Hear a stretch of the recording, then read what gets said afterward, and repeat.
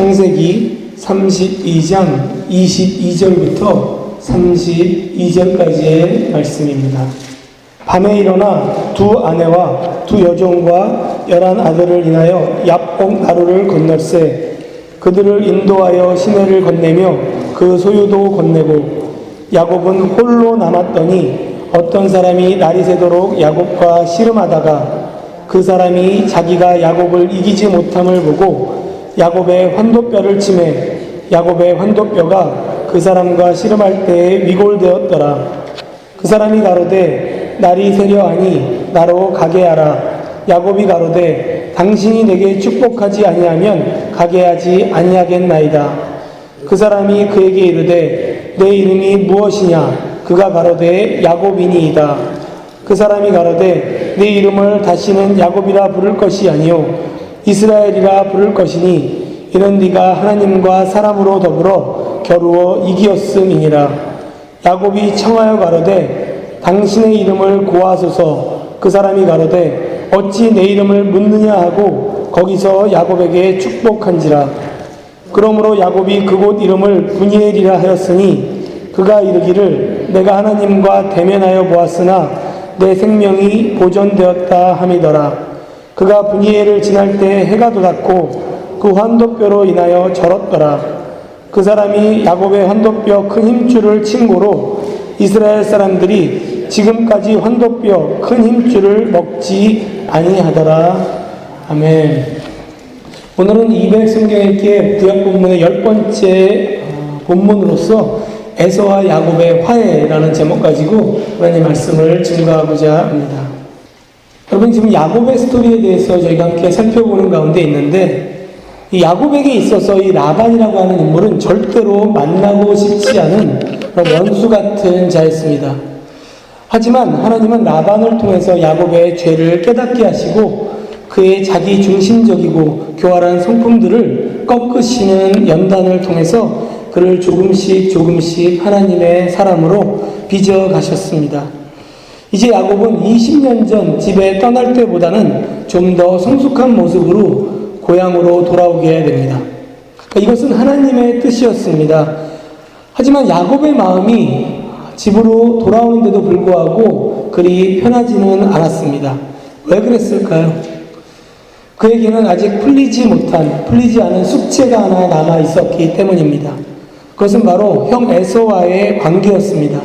어느새 20년이라는 많은 시간이 흘렀지만 야곱은 20년 전 자신이 아버지 이삭으로부터 형의 축복을 빼앗았을 때를 기억했을 것입니다. 그 당시에 분노하면서 자신을 죽이려고 했던 에서의 모습이 떠올랐습니다.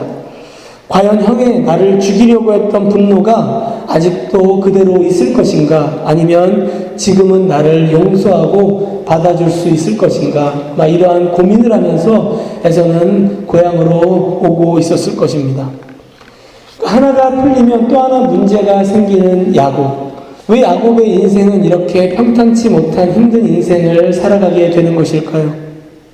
더군다나 그에게 있어서 하나님께서는 내가 너와 함께하겠고 너에게 동행하겠다, 축복을 주시겠다라고 분명한 약속을 주셨는데도 말이죠. 그런데 우리는 여기서 하나님께서 어떠한 분이신지를 야곱의 인생을 통해서 알게 됩니다. 그것은 하나님은 우리에게 쉬운 길을 인도하시는 분이 아니라 가장 좋은 길을 인도하시는 분이다라는 사실입니다. 여러분, 야곱에게 있어서 쉬운 길은 무엇입니까? 그것은 에서를 피하는 일입니다. 가능하면 에서를 만나지 않고 살아갈 수만 있다면 그는 아마 마음 가운데는 평강을 누리며 살아갈 수 있다라고 생각을 했었을 것입니다.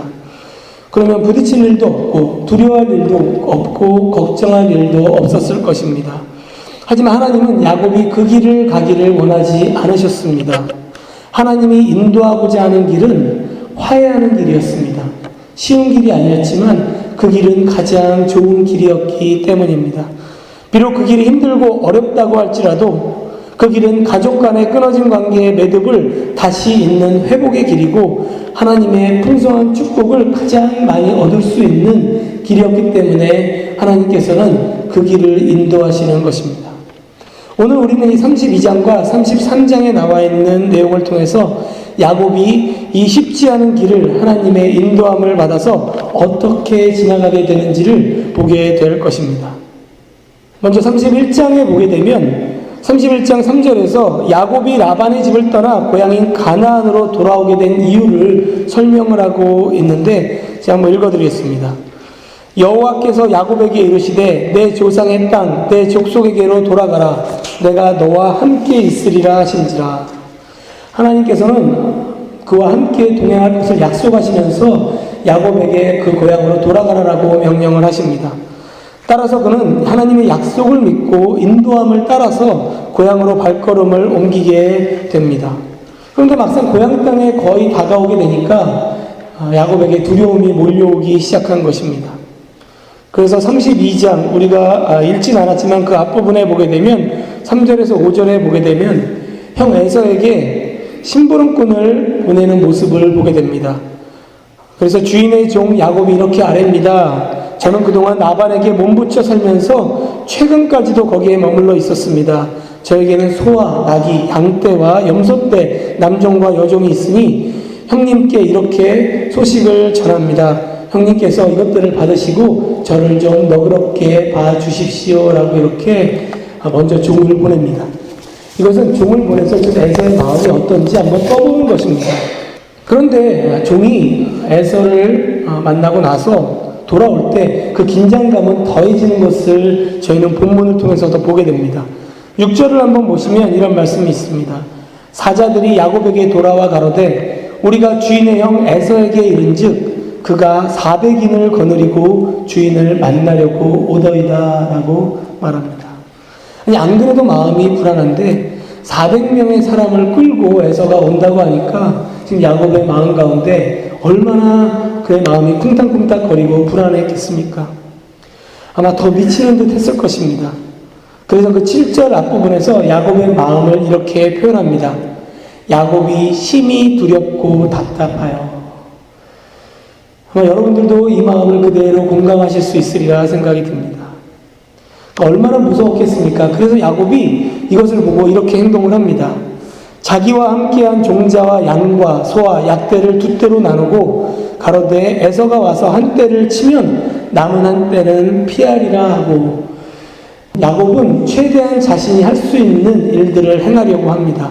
자신의 주특기인 잔머리를 사용해서 에서가 공격해올 때 방어할 수 있는 길을 마련을 합니다. 그래서 에서가 와서 한쪽 가축대를 치게 되면 이제 남은 가축대를 통해서 그 사이에 피할 대책을 마련하는 것입니다. 그리고는 그래도 마음이 불안한지라 하나님께 기도를 올립니다. 그 기도 내용이 32장 9절부터 12절의 내용입니다. 한번 여러분 눈으로 한번 이렇게 쭉 한번 훑어보시기를 바랍니다. 거기에 나와 있는 이 기도문을 한 절로 요약해서 말한다면 이렇게 말할 수 있습니다. 하나님께서 내 인생 책임진다고 말씀하지 않으셨습니까? 하나님께서 내 인생 책임진다고 말씀하셨으니 제가 주님께 맡겨오니 주님께서 제 인생 책임져 주십시오라고 이렇게 말하는 것입니다. 하나님의 약속에 근거한 강구였습니다. 솔직하게 자신의 마음을 쏟아놓으며 하나님께 도움을 요청하는 것입니다. 그런데 이거를 얼핏 우리가 보게 되면 마치 하나님께 막대를 쓰는 것처럼 보이기도 합니다. 그리고는 오늘 우리가 읽은 본문 22절부터 24절까지의 내용처럼 가족들을 먼저 앞으로 다 내보내고 정작 자신은 잠이 오지 않으니까 밤새도록 그 다음날 에서를 만날 것을 걱정하면서 고민하면서 잠 못 이루는 것을 보게 됩니다. 여러분이 보시기에는 지금 야곱의 모습이 하나님의 인도함을 받는 믿음의 행동의 모습이라고 생각을 하시는지요? 그런데 이때 지금 야곱에게 놀라운 일이 일어나게 됩니다. 그것은 바로 하나님과의 만남입니다. 이전에도 하나님의 천사를 통해서 하나님을 만난 적이 있었던 야곱입니다. 하지만 오늘 등장하는 저희가 읽었던 이 본문의 만남은 아주 특별한 만남이었습니다. 이 만남은 야곱의 자아가 완전히 깨어지는 만남이었습니다. 이 자기 깨어짐을 경험하고 나서 야곱은 이전과는 전혀 다른 사람이 되는 것을 저희는 보게 됩니다. 그 과정을 본문을 통해서 좀 살펴보기를 원합니다.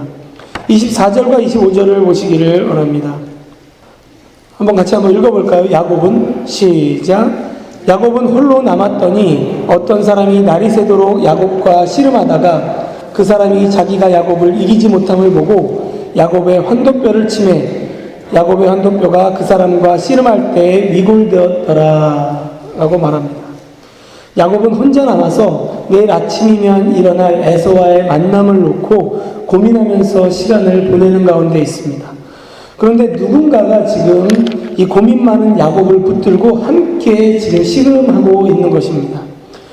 그 야곱은 힘이 센 자였습니다. 그렇기 때문에 그가 쉽게 꺾이지 않습니다. 그래서 씨름하던 야곱의 그 상대는 야곱의 환도뼈, 말하자면 이 엉덩이뼈를 쳐서 그가 힘을 못 쓰게 만들어버립니다. 그리고 자신을 불구로 만들어버린 자를 향해서 말하는 이 야곱이 반응하는 모습이 나타나는데 한번 26절을 한번 보시기 바랍니다. 한번 26절도 저희 같이 한번 읽어볼까요? 그 사람이 가로되 시작. 그 사람이 가로되 날이 새려하니 나로 가게 하라. 야곱이 가로되 당신이 내게 축복하지 아니하면 가게 하지 아니하겠나이다. 그러니까 자신을 축복하지 않으면 떠나지 못하게 하겠다라고 지금 끈질기게 매달리고 있는 것입니다. 여러분, 이 사건은 제가 하나님의 모습이, 하나님이라는 그 단어가 나오진 않지만 하나님과 야곱의 만남으로 해석을 합니다. 야곱은 자신의 힘과 자아를 가지고 에서를 만날 생각을 하니 너무나 괴로웠습니다. 그런데 하나님께서 친히 나타나셔서 야곱의 자아와 갈등하시며 야곱의 자아를 꺾으려고 하시는 것입니다. 하지만 야곱은 쉽게 포기하지 않았습니다. 그래서 그의 엉덩이뼈를 치심으로 그를 결국은 굴복하게 하십니다. 이제 야곱은 무력한 절름발이가 되어서 자신을 떠나려고 하는 이 하나님을 붙잡지 않을 수가 없게 됩니다. 그래서 필사적으로 그에게 매달리면서 축복을 달라고 지금 이렇게 외치는 것입니다. 야곱의 자아가 지금 완전히 깨지고 있다는 것은 우리는 그 다음 절의 고백을 통해서 알 수 있습니다. 27절을 한번 보시기 바랍니다. 자, 한번 읽어드리면 그 사람이 그에게 이르되 내 이름이 무엇이냐? 그가 가로되 야곱이니이다 라고 말합니다. 여러분, 이 질문 그리고 이 대답을 우리는 굉장히 좀 유의 깊게 볼 필요가 있습니다. 이 질문과 대답은 단순히 이름을 묻는 것이 아닙니다. 하나님께서 야곱이 누군지 몰라서 또 누구냐라고 이렇게 묻는 것일까요? 그것이 아닙니다. 여기서 내 이름이 무엇이냐라는 질문은 이러한 의미를 내포합니다. 네가 누구냐? 네가 어떠한 인간이냐? 네가 어떠한 존재인지를 한번 말해봐라 라고 말하는 것입니다. 그때 야곱이 저는 야곱입니다 라고 이렇게 말하는 그 대답 역시 단순하게 그가 이름을 말하는 것이 아니라 맞습니다. 하나님, 저는 야곱입니다. 여러분, 야곱의 이름의 뜻이 무엇입니까? 발꿈치를 잡는 자라는 뜻도 있지만 그 안에는 속이는 자라는 말도 있습니다. 하나님, 저는 맞습니다. 야곱입니다. 저는 속이는 자입니다. 저는 교활한 자입니다. 저는 원래 그렇게 살아왔던 자였습니다. 라고 하는 자신의 과거의 모습이자 자신의 정체성에 대해서 말하고 있는 것입니다. 야곱이 드디어 자신의 죄인됨을 온전히 인정하고 하나님께 자백을 하고 있는 것입니다. 그는 지금 참 회개하고 있는 모습을 보여주고 있는 것입니다. 이렇게 자신을 인정하자 하나님께서는 그에게 새로운 이름을 주시겠다라고 말합니다. 28절을 보십니다. 뭐라고 합니까? 그 사람이 가로되 내 이름을 다시는 야곱이라 부를 것이 아니요 이스라엘이라 부를 것이니 이는 네가 하나님과 사람으로 더불어 겨루어 이기었음이니라.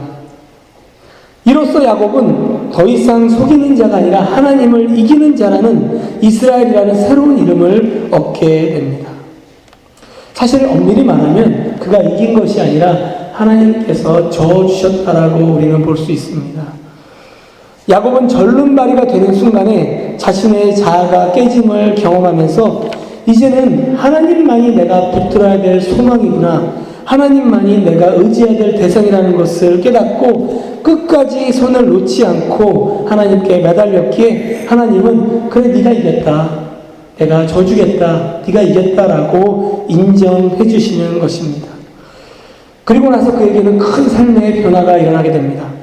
새벽에 하나님과 씨름하고 날이 새고 난 후에 야곱은 창세기 3장 1절에서 에서가 400명의 장정을 이끌고 오는 것을 보게 됩니다.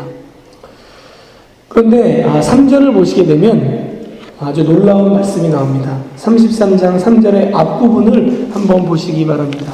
뭐라고 말합니까? 자기는 그들 앞에서 나아가되 이렇게 말합니다. 불과 32장에서 자기가 두려움에 앞서서 먼저 가축들을, 약대들을, 그리고 가족들을 다 앞에 내세우고 자신은 맨 뒤에 가려고 했던 야곱이 이제는 자신이 맨 앞에 나가서 먼저 에서를 맞이하게 되는 것을 보게 된다는 것입니다. 비록 단순한 한 가지 행동처럼 보이지만 이것은 하루 사이에 그의 인생이 얼마나 크게 변화되었는지를 가장 잘 보여주는 구절입니다. 자신의 목숨을 누구보다 아끼고 자신의 이익을 위해서는 무슨 짓이라도 했던 야곱. 비록 고생을 했지만 연단을 통해서 조금 성숙해지긴 했지만 여전히 그는 야곱이었습니다. 속이는 자였습니다.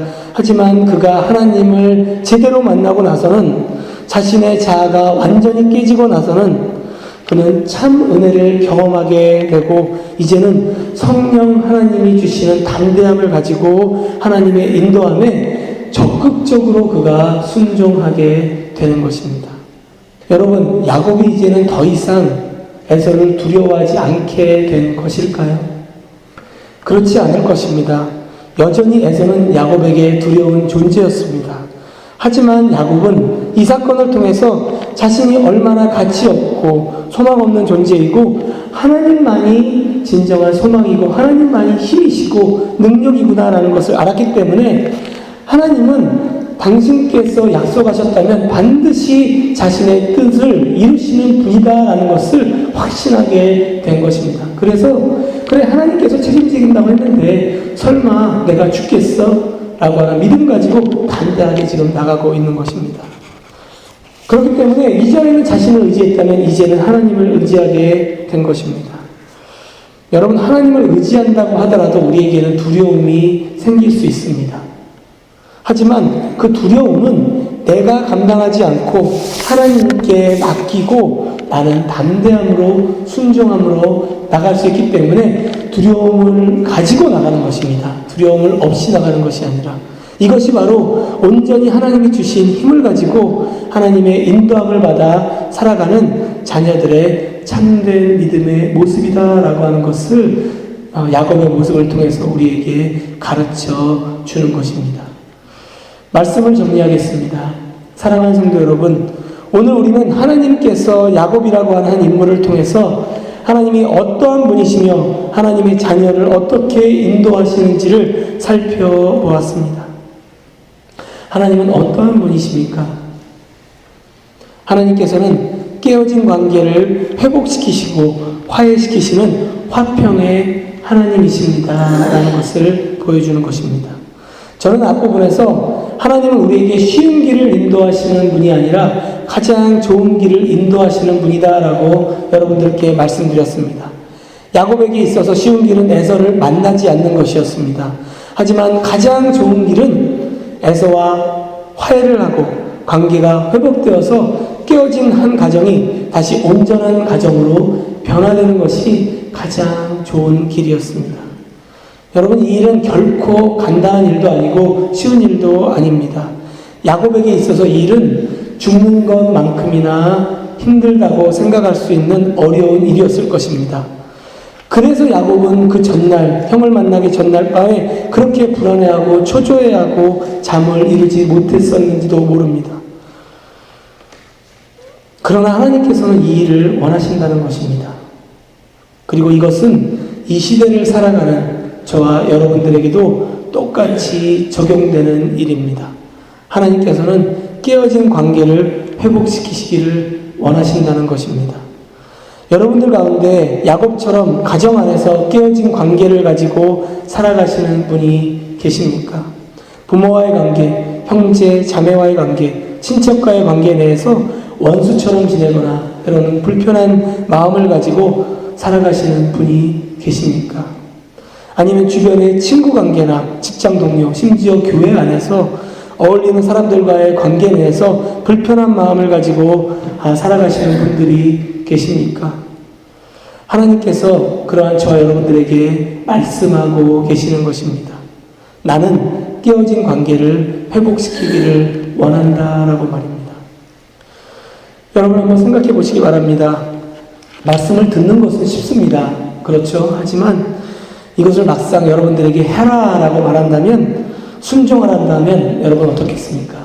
만만치 않다는 것을 아마 경험하게 될 것입니다.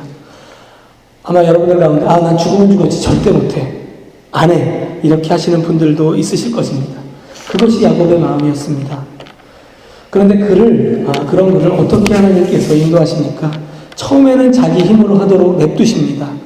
그것이 처음에 야곱이 자신의 잔머리로 선물 공세를 통해서 에서의 환심을 사서 마음을 얻으려고 했던 방법입니다. 그런데 그렇게 한다고 야곱의 마음이 편해집니까? 그렇지 않습니다. 그가 그렇게 하면 할수록 그의 마음이 더욱더 불안한 것을 우리는 말씀을 통해 보게 됩니다. 그래서 하나님께서 개입하게 됩니다. 무엇을 보여주십니까? 야곱이 스스로의 힘을 가지고 할 수 없다는 것을, 감당할 수 없는 존재라는 것을 보여주는 것입니다.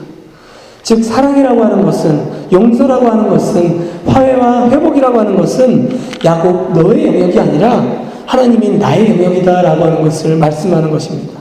그리고 야곱이 하나님 앞에 완전히 엎드리고 자신이 하나님 없이는, 소망 없이는, 하나님 의지하지 않고는 살아갈 수 없는 존재임을 인정하고 그가 매달리고 나서야 그에게 축복을 행하시면서 하나님께서 그 일을 행하는 것을 보여주시는 것입니다. 이 은혜의 축복을 받은 야곱은 모든 것을 다 하나님께 맡기고 자신을 완전히 낮추고 에서에게 용서를 구하게 됩니다.